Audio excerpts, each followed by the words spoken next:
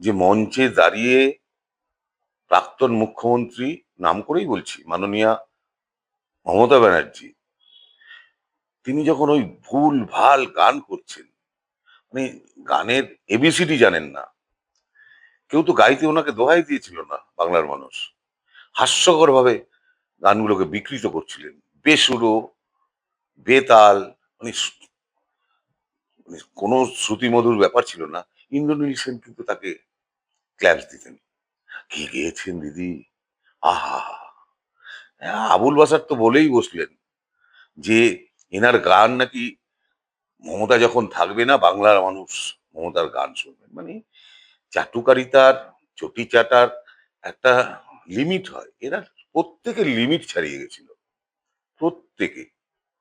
ভাবা যায় যে কত অসংখ্য সঙ্গীত শিল্পীরা যারা আমার জুনিয়র, দিনের পর দিন বছরের পর বছর আমাকে বলে, সমীরদা আপনি একটু বলুন না ইন্দ্রনীলদাকে এরকম করছে। আমরা তো আমাদের গানের কোয়ালিটি এই, কেউ এম মিউজ নিয়ে পাস করেছে, কেউ অসাধারণ গান করে।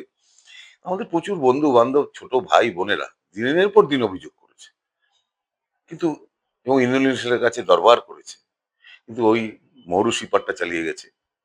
তার পেটোয়া কয়েকজন ছাড়া, 20-25 জন ছাড়া, তার মধ্যে শিবাজী বাবু একজন, সৈকত মিত্র একজন, এরকম কয়েকজন।